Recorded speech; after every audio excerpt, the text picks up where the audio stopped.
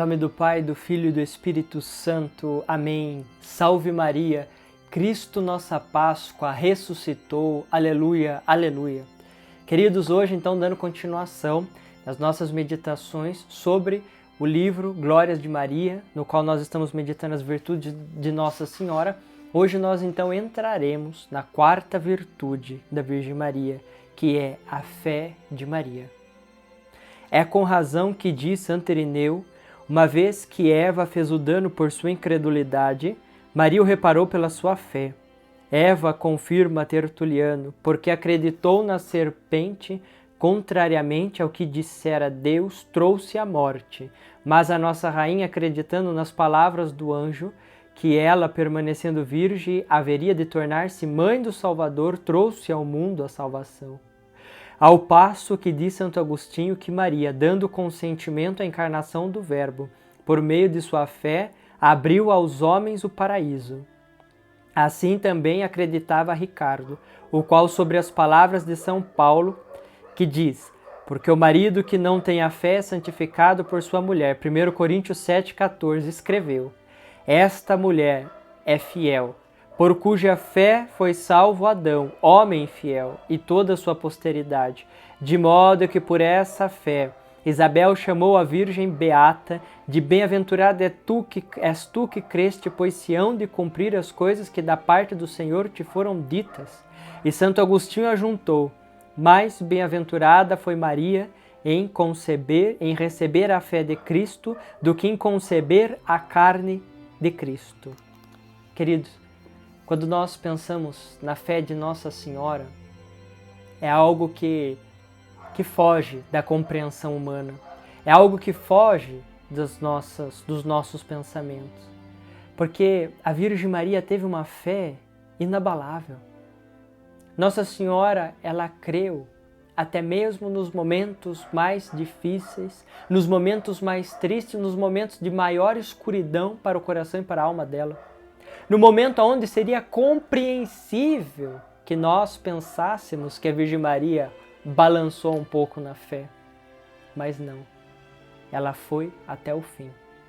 E era uma fé que contradizia tudo aquilo que o mundo estava dizendo para ela. Era uma fé que estava contradizendo, estava indo contra tudo aquilo que ela estava vendo com os olhos dela.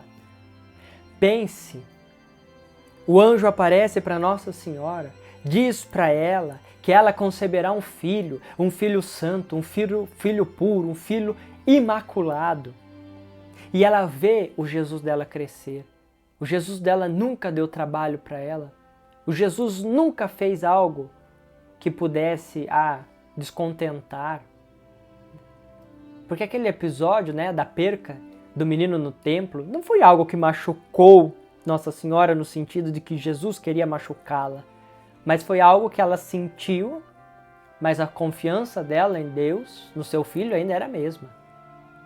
E ela meditava aquilo no coração. Agora imagine um filho bom, um filho perfeito, um filho que nunca erra, um filho que amou a sua mãe e continua amando. Então de uma hora para outra ela vê todo aquele tormento da cruz na frente dos seus olhos. Toda a flagelação, o carregamento da cruz de Jesus, tudo aquilo. Era compreensível na nossa cabeça humana que a Virgem Maria talvez em algum momento balançasse na sua fé. Mas da boca desta Virgem santa e pura não saiu nem sequer um único porquê. Ela não disse um porquê para Deus, em momento algum. Isso é escandaloso para nós, que passamos por coisas tão pequenas, que passamos por coisas tão frívolas, tão assim, nada comparado com a cruz de Jesus. E já estamos enchendo os céus e os ouvidos de Deus de porquê, ai meu Deus, por quê, Deus? O silêncio de Maria diante da cruz, ele é um escândalo da fé dela para nós, uma fé inabalável. Uma fé no qual nós devemos escorar a nossa fé. Porque Deus, que é Pai, Deus, tanto Pai, Filho e Espírito Santo, não tem fé. A única coisa que Jesus não tinha na terra, a única coisa que era diferente de nós, foi que Jesus não tinha fé. Porque ele era Deus. ele vivia, ele via Deus face a face, ele era Deus.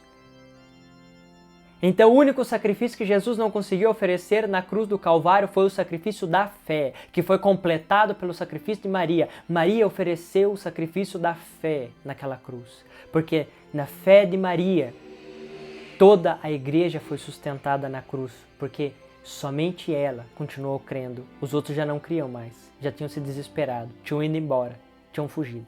E os que ficaram perderam a fé. Mas a Virgem, com uma fé inabalável, permaneceu. E é tão bonito essa parte que Santo Afonso ele vai dizer. Diz que Santo Agostinho falou que Maria, dando consentimento à encarnação do Verbo por meio de sua fé, abriu aos homens o paraíso. Olha que lindo! Nossa Senhora, consentindo com a encarnação pela fé da Virgem Maria, ela abriu o paraíso para nós. A chave que destrancou a porta. Olha que linda essa comparação. A chave que trancou a porta do paraíso foi a desobediência de Adão e Eva, especialmente de Eva, que ao invés de crer no anjo, que ao invés de ouvir a voz de Deus, quis acreditar no anjo chamado Lúcifer e com isso trancou o paraíso para nós. Então também uma virgem pura, imaculada, muitos anos depois, com a sua fé inabalável no seu Deus, destrancou para nós esta porta. Somente também uma virgem poderia destrancar esta porta para nós, porque esta foi a vontade de Deus. O pecado entra no mundo por meio de Eva, que foi uma virgem imaculada, e o pecado sai do mundo, a salvação entra no mundo, também por meio de uma virgem imaculada, muitos anos depois. A fé da Virgem Maria é algo escandaloso para nós, o silêncio de Maria é algo que nós nunca iremos compreender. Por isso, nas nossas dores e nos nossos sofrimentos, que nós possamos pedir para que Nossa Senhora fique perto de nós, próximo de nós, nos ajudando, sustentando a nossa fé.